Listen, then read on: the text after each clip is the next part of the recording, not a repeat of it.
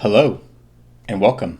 And yes, it has been quite some time, but I am Obsidian Anubis, and I am back with another 9th Age battle report. Empire of Sonnstahl versus Dread Elves, 4,500 points.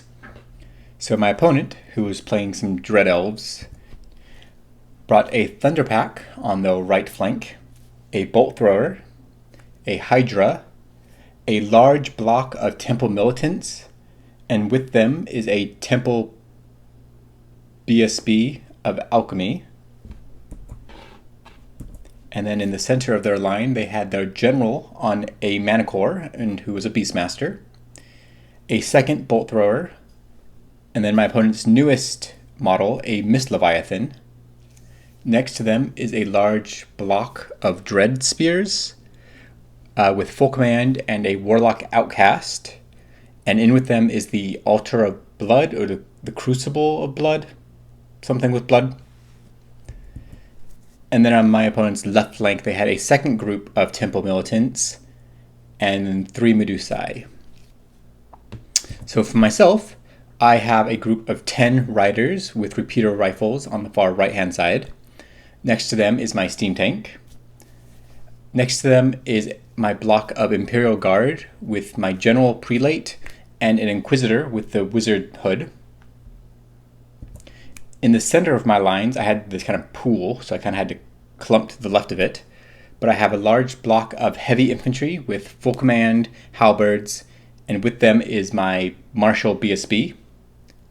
And flanking my large heavy infantry block, I have 2 blocks of light infantry, one of 15 on the right, and one of 12 on the left. And then behind them, I have a Wizard Adept of Divination on a cart of shielding. And then on my far left flank, I have a block of 24 Flagellants and a group of 10 Knights with a Prelate.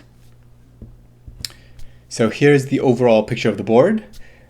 We were playing secure target, so you can see the 2 targets there kind of in the center of the board. And my opponent won the roll-off to pick sides, so I dropped first, and Empire of Sonnstahl, turn 1.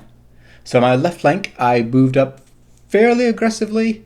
The Thunder Pack are very dangerous if they get a charge, so I left my opponent very long charges if they wanted to try to attempt it. And then in the right side, I pushed up alright with my Imperial Guard. My steam tank didn't move, it just wanted to stay there and shoot its cannon. And then my riders just vanguarded in the vanguard to get within 24 inches of the Medusae, and so they just shot this turn. So we went to shooting, and my dice were on fire. My group of 12 crossbowmen managed to destroy the left Bolt Thrower, and my group of 15 crossbows managed to destroy my opponent's right Bolt Thrower. So on turn 1, my opponent lost both of the Bolt Throwers. Ouch, that hurts. And then my riders managed to pick off 1 Medusae as well. So my shooting was definitely doing well for me this turn. So that brings us to Dread Elves turn 1. So they had a lot of ground to make up after the losses they suffered after turn 1. So the Thunder Pack went ahead and declared a long charge against my Knights, and they failed it, that you can see here. And then the rest of the army just kind of moved up. I think my Flagellants might have like an 18-inch charge or a 16-inch charge into the Hydra, but my opponent wasn't worried about it. And then in the center, my opponent threw up the Mist Leviathan as quick as they could, just to kind of get it in the way and start mucking things up. And then over on the right side, they kind of didn't do much. The Medusae ducked behind the hill or behind the building, but other than that, the other 2 units didn't seem to know what they were doing and just kind of moved around a little bit. So that brings us to EOS turn 2, since my opponent's shooting was nullified by my shooting. So I moved up my riders a little bit so they would be in range again of the Medusae and could see them. I pivoted my Imperial Guard to face the Mist Leviathan. And then I just kind of slowly pressed forward with my heavy infantry. On the left-hand flank, I did declare a charge with my Knights against the Thunder Pack. My opponent chose to flee, and so you can see the Thunder Pack fleeing into the forest, and my Knights failed that. And then my flagellants just kind of pivoted and started coming around. And that was all of turn 2. So, Dread Elf turn 2. My opponent rallied the Thunder Pack.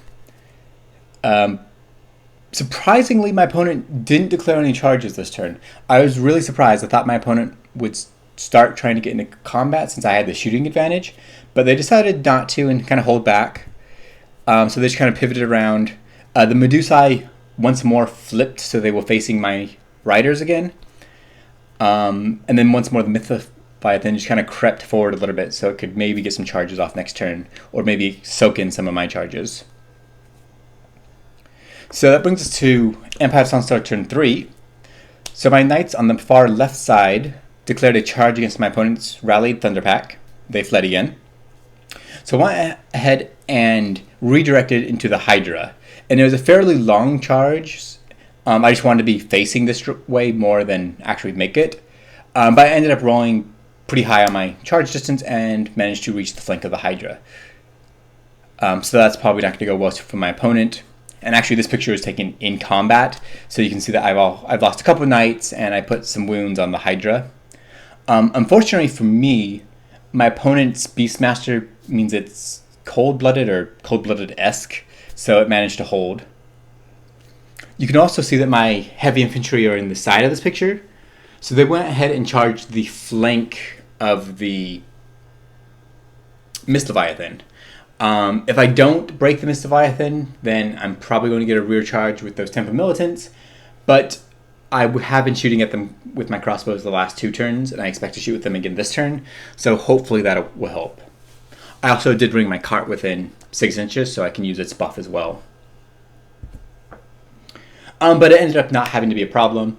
My halberdiers managed to... I think I just killed the Mytholeviathan outright. It has a high toughness, or resistance, but I managed to get perception of strength off on my halberds, and I just had enough wounds that I managed to just kill it outright. So I ended up pivoting to take the Temple Militants in the front if my opponent charged. I did give my opponent, I think, a flank charge with or a side charge with their spears if they wanted to take it, but then they would be open to my Imperial Guard countercharge. So I was willing to sacrifice my halberdiers if I had to for that. So Dread Elves turn 3. My opponent countercharged with a general into the side of my knights, and then also charged the Temple Militants into my halberdiers. I think the Spearmen declared a charge against my Imperial Guard, and then just failed the charge and didn't make it. They also charged the lone remaining Medusae into my Outriders, and you can see that there. So if we go to combat, this is where things started going pretty well for my opponent. My opponent killed all but 1 knight and my prelate. I managed to do 1 more further wound on the Hydra, so it's clinging to life, but is now its most dangerous. So yeah, I easily broke from combat, and my opponent chased. Unfortunately, they did not make it out of my arc for my flagellants, so I think that lines me up for a pretty good charge next turn. And then over here on the right flank, yeah, the Medusae comes in, and I think it kills 3 or 4 of my Outriders. My Outriders do nothing to it. I lose combat, I break, and it chases me down. So, kind of an expensive unit to lose, but you know what? I'll take the Medusae chasing it and destroying that. I've had Medusae destroy my steam tank before, so I'm willing to sacrifice my Outriders to ensure my steam tank stays alive. And then combat here in the center, you can see that my halberdiers have both perception of strength, and I think that's the stars align, plus they're within 6 inches of my shielding altar. So they have quite a few buffs going into this, and I managed to dispel my opponent's buff spell this turn. So the Temple Militants aren't as deadly as they could be. And this picture is taken before combat, and off of combat. Yeah, my opponent came in and killed like 12 of my halberdiers, which is fine, but I ended up, I think, killing 20 or maybe just 10 of my opponent. And anyways, they only had a few left. They broke from combat. I chased them down and wiped them out. So at the end of turn 4, we're looking at a battlefield that looks like this. And at this point, my opponent go ahead and calls it. They can't really recover from this anymore. My flagellants are going to countercharge into the Hydra and most likely wipe it out, and then overrun into their general and probably kill their general. They still have that big block of spears, but I have my Steampink that can charge in there, my Imperial Guard, and also my Halberdiers. So at this point, my opponent just gives up. So it ends up being a 20-0 victory for the Empire of Sonnstahl in kind of a short game.